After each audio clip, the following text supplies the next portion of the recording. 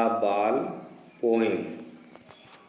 ये हमारी अगली कविता है और इसके कवि हैं जॉन बेरीमैन।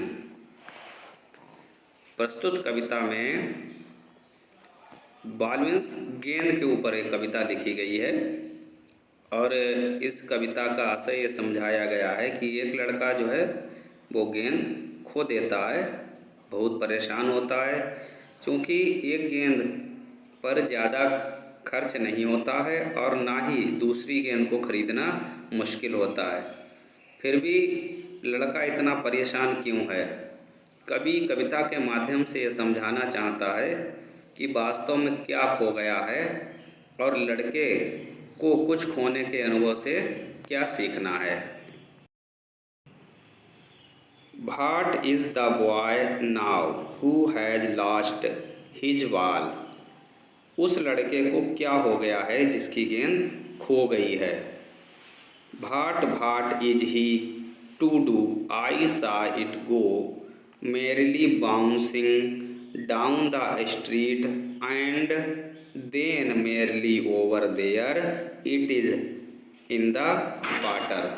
कवि कहता है कि अब वह क्या करने वाला है। प्रसन्नतापूर्वक उछलते हुए और गली में उसे जाते हुए देखता है और बाद में जब उसकी गेंद पानी में चली जाती है तो लड़का जो है निराश हो जाता है। नो यूज टू से आर देयर आर अदर बाल्स। कवि कहता है ये कहने से कोई भी फायदा नहीं है कि वहाँ पर अन्य भी गेंदें हैं। An ultimate shaking grief fix the boy. लड़का नई गेंदें खरीद भी सकता है किंतु एक परेशान कर देने वाला एक चरम दुख लड़के को जड़वत कर देता है। All his young days into the harbour where he was bent. कवि कहता है कि वह कठोरता से कांपते हुए अपने बचपन के दिनों को याद करता हुआ उस बंदरगाह को घूरते हुए खड़ा होता है जहाँ पर उसकी बाल चली गई है। अगली पंक्तियों में कवि जो है फिर कहता है I would not intrude on him. कवि कहता है कि वह लड़के के इस जीवन में अवांछित प्रवेश नहीं करेगा। ये डाइम अनोदर बॉल इज बर्थलेस। उसे गेंद खरीदने के लिए प्रस्ताव रखना या सिक्का देना व्यर्थ है। Now he senses first responsibility in a world of पोसेशंस।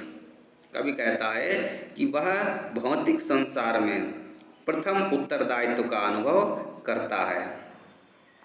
Pupil will take balls will be lost always little boy। लोग गेंदें खरीदते रहेंगे और छोटे लड़के तो हमेशा खोते रहेंगे। कवि फिर आगे कहता है and no one buys a ball back. और कोई भी खोई हुई गेंद को नहीं खरीद सकता है। Money is external. धन एक बाहरी चीज़ है। He is learning well behind his desperate eyes. वह अपनी निराश आँखों से सीख रहा है। वह खोने के ज्ञान शास्त्र को सीख रहा है। The epistemology of loss how to stand.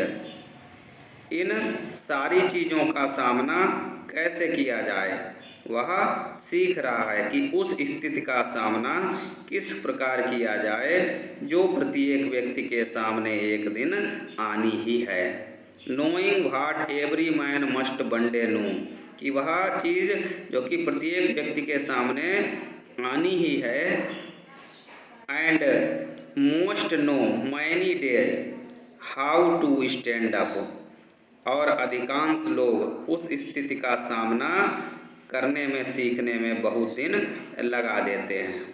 तो कवि का आशय इस कविता के माध्यम से ये समझाना था कि हम जो चीज़ें अपने जीवन में खो देते हैं तो हमें उनसे कैसी निराशा प्रतीत होती है, और उसके बदले यदि हम नई वस्तु को खरीद भी लें तो हमें वह खोई हुई चीज़ का जो आनंद था वो अपने जीवन में दोबारा प्राप्त नहीं हो पाता है।